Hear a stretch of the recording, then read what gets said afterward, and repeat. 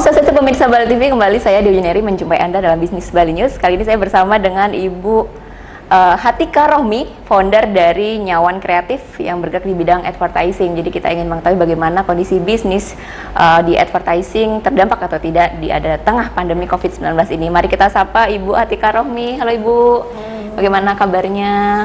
Ya, sehat luar biasa. Sehat luar biasa, selalu semangat ya Bu ya. Bu lembut sekali. Ibu, jadi namanya ada founder, Ibu sebagai founder Nyawan Kreatif gitu ya. Memilih nama Nyawan Kreatif itu kenapa Bu? Awalnya kami memilih nama Nyawan Kreatif itu spontanitas aja. Yeah. Kebetulan kita berdiri di Kampung Lebah Klungkung, ya, di lingkungan Lebah. Yeah. Jadi kalau saya pakai nama Lebah udah banyak banget yang mainstream. Sudah biasa ya. Jadi ke aksen Bali ya, bahasa Balinya ya. Yeah. Saya pakai nama Nyawan. Nyawan ya. Kebetulan Nyawan atau Lebah itu sendiri adalah hewan ya, serangga yang benar-benar bermanfaat sekali, bekerja keras dan menghasilkan sesuatu yang bermanfaat pastinya. Juga lebih kreatif sih. Penuh filosofi ya Bu ya. Ya Bu, jadi usahanya advertising sejak kapan sih Bu mau mulai bisnis di advertising ini? Memang ada background atau ada pengalaman bagaimana? Kebetulan kita mengawali di pertengahan tahun 2014. Jadi di awal tahun 2009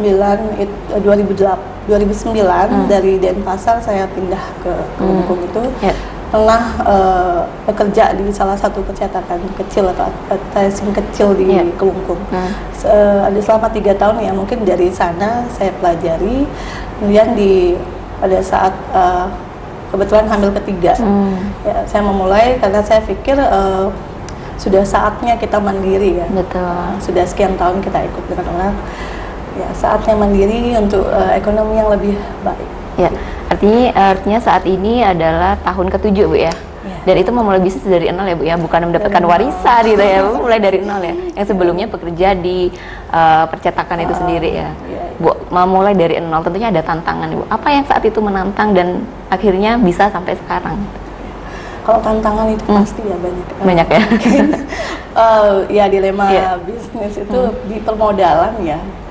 Permodalan itu, sedangkan kami memulai itu dari nol, benar-benar dari nol, yang kita menjual salah satu aset berharga kita ya, hanya punya satu motor yang lakunya di bawah 4 juta ya. Itu ya saya bisa ada printer dan ada printer dan handphone, itu mungkin saya pakai dulu. Dan di tahun pertama itu benar-benar yang kita alami itu masalah krisis ya, tapi kita udah berusaha untuk siap mental kan. Dengan saya memfokuskan suami saya fokus di sana, berusaha belajar dari awal, dan suami masih saat itu masih jualan keliling untuk menyelamatkan dapur untuk supaya tetap bisa bertahan saat itu ya Bu ya. Dan alhamdulillah setelah tahun pertama sudah mulai betah, selanjutnya kedua, ketiga yang setiap harinya saya memantau kan, itu memang harus ada kenaikan kan, harus ada kenaikan. Nah di tahun yang benar-benar saya sudah mulai semenjak tahun 2000, sebenarnya baru di tahun 2019 kemarin ya, jadi setelah saya gabung ke komunitas TDA, itu dari sana yang baru kebuka nih, gimana sih mau men-scale up bisnis kita gitu. Yang dulunya saya nggak tahu apa itu SOP, apa itu omset, profit, kita mau hitung HET, BEP itu benar-benar nggak paham. Setelah gabung di komunitas ini baru ada insight ke depannya, dan benar itu advice dari para mentor, banyak mentor-mentor senior dan juga praktisi di bidangnya, itu bikin kita sadar lah, merasa udah harus menguatkan akar ya. Saat ini saya menguatkan akar, memperbaiki SDM untuk kita lebih bisa bertahan di tahun-tahun selanjutnya, terutama di masa pandemi ini. Iya betul Bu, sebelum berbicara di masa pandemi ya, apa saja diproduksi di advertising ini yang paling laku gitu? Permintaan. Kalau perusahaan dari awal kita baru di stempel awal sekali, mengawali name tag, karena kita belum disupport dengan alat-alatnya. Setelah udah kita modal kita itu dari hasil kita kumpulkan, kita coba di aset beberapa untuk support produksi ya. Sekarang kita lebih fokus ke pelang-pelang dinas gitu, terus ada lembar percetakan gitu, cetakan kebutuhan dinas, sekolah, map, rapot, dan juga pangsa UKM, karena advertising itu sendiri luas ya, pasar produknya kompleks, dan itu yang menjadi penyelamat juga untuk kita dengan produk yang kompleks, dan ada beberapa yang musiman ya, jadi kita sesepi apapun itu tim kita tetap kerja gitu. Tetap kerja, nggak sampai kosong atau gitu kan. Syukurnya sih. Kalau sekarang sudah berapa Bu ada toko? Sekarang kita dari 3 titik lokasi ya, untuk 2 store-nya dan 1 untuk workshop untuk kerja. Itu baru kita siapkan pada pandemi kemarin, Desember itu yang benar-benar kita nggak bisa fokus untuk menaikkan omset. Mungkin saya lebih memilih untuk memperkuat armada. Jadi untuk siap menerima yang lebih besar.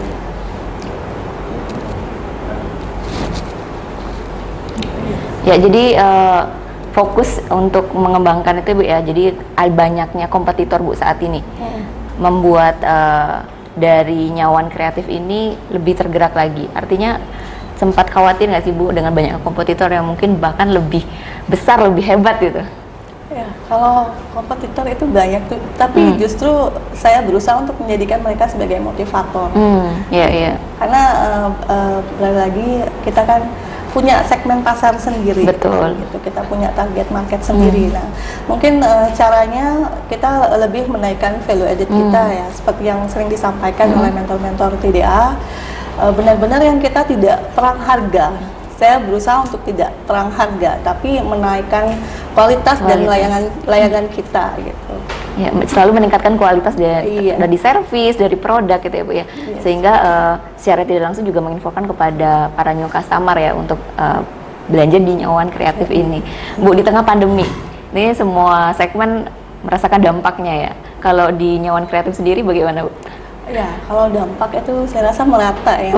Apalagi di awal di bulan Maret tuh yang sempat lockdown, kita tidak bisa buka ya sebagaimana biasa. Juga kebetulan saat itu karena juga sekolah, terus kantor tutup itu berpengaruh besar buat kita gitu.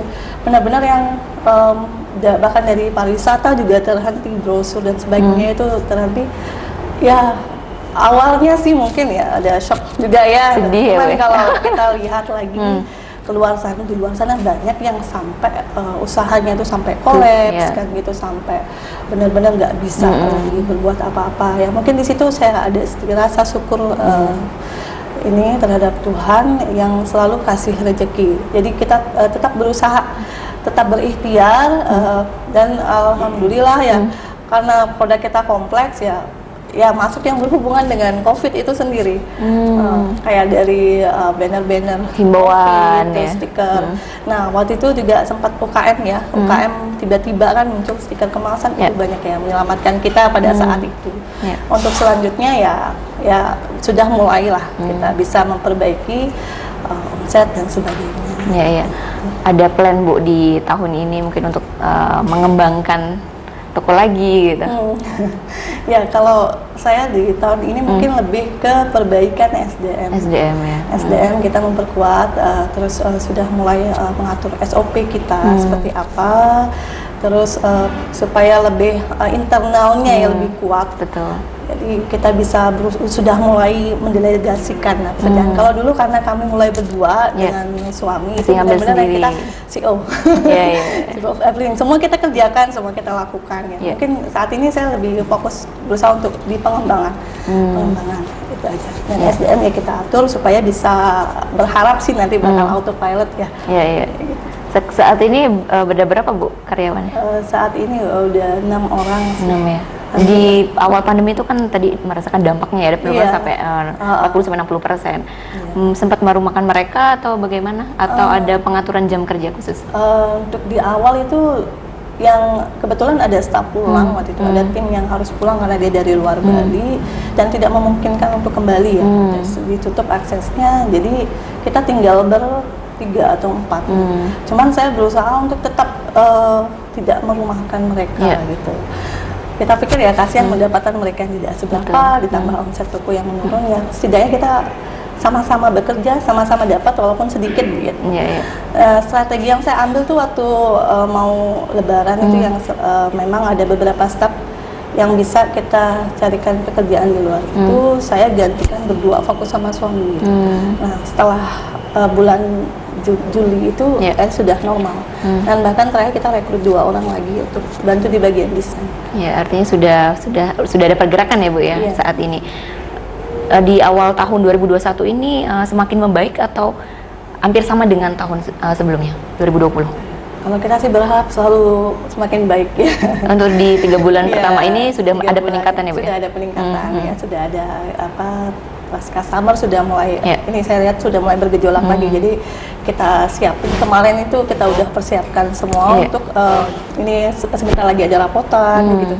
Memang kita berharap ya waktu dibuka kembali di segmen pendidikan gitu, tapi ternyata keadaan berkata lain. Ada dari rekan-rekan dinas lain yang memang butuh supply dari kita. Artinya banyak juga dari pemerintahan ya. Dari Ibu sendiri ada nggak harapan kepada pemerintah nih sekarang di tengah pandemi COVID-19?